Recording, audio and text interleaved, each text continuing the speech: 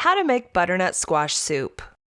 Hello and welcome to Video Jug. My name is CJ and today I'm going to show you how to make butternut squash soup. This soup is good because it's very easy to make and you can interplace anything with the squash to make any sort of pureed soup you like. So let's get started. You will need the following ingredients to serve 6 people. There will be a full recap at the end.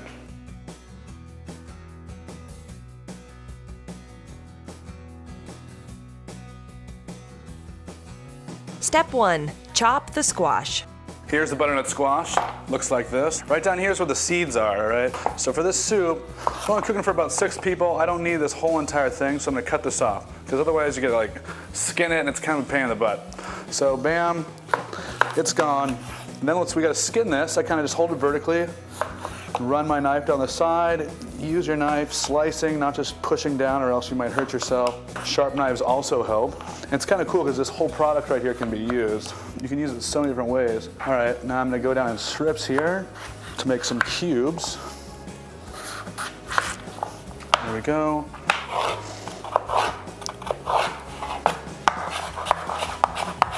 I also cut into smaller pieces like this because it's easier to cut through. It's kind of like a dense squash. Most squash is kind of dense before you cook it. The last of the squash.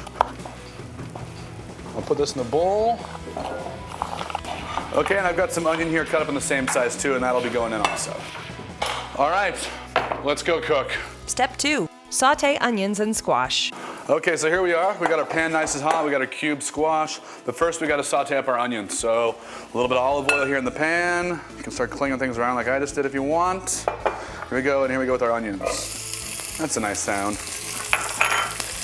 Sizzle it up. Now we just want to get these translucent. We don't want any color on them. Here we go. Just want to get these nice and soft. I'm gonna season these up a little bit. I'm gonna get rid of their moisture even faster. Okay, those are about there. Now I'm gonna add my butternut squash.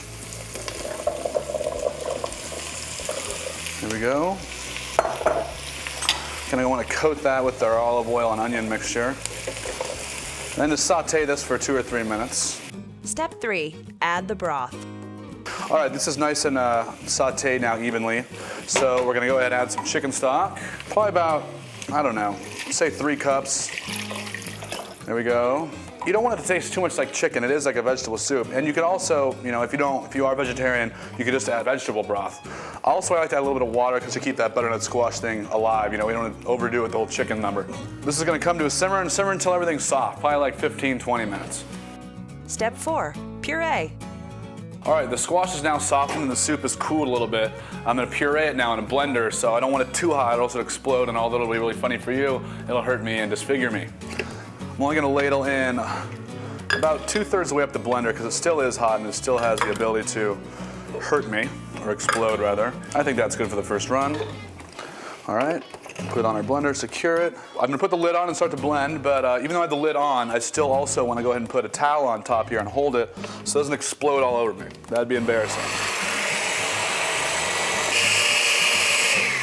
Okay, great, that's all blended, and we will now transfer to a bowl. And then we just sort of repeat this again with the rest of the soup.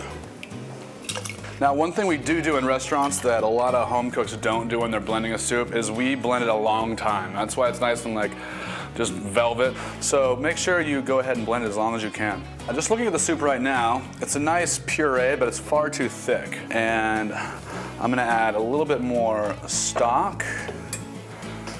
Just about, I don't know, a couple tablespoons. And some cream. Cream kind of riches it up, and it also has some sweet tendencies to it, so it'll meld well with the butternut squash. Also season a little more salt and pepper. Salt. There we go. Step 5. Garnish and serve. I'm gonna add a nice fall-flavored garnish to this dish, which involves some butter here, which I'm going to brown. Browning butter kind of gives it a nice nuttiness. I've got about 3 tablespoons of butter I'm adding right here. The butter's starting to bubble now. Its next phase, the bubbles will start to go away, and then they'll start to slowly get brown. I've got some sage here, and I've got some salt. This is This is unsalted butter. In fact, if you have salted butter in your house, get rid of it right now because you're never gonna use it in any sort of professional cooking whatsoever ever again. And I've got some cinnamon, so we're gonna make a brown butter, cinnamon, and sage sort of like garnish for the top of this thing. So I'm gonna go ahead and start in the brown now. Go ahead and put my sage in. And now also maybe a little pinch of cinnamon. This also smells delicious. All right, this butter's ready. Now it's time to plate. So we're going to ladle some of the soup into this bowl. It's a beautiful color, as you can see. There we are. Right back down. I'll get some of this brown butter, cinnamon, and sage. Go over the top here. This is brown butter and sage are on the top. There we go. They're still kind of sizzling on top there. And voila. Butternut squash soup with cinnamon, brown butter, and sage.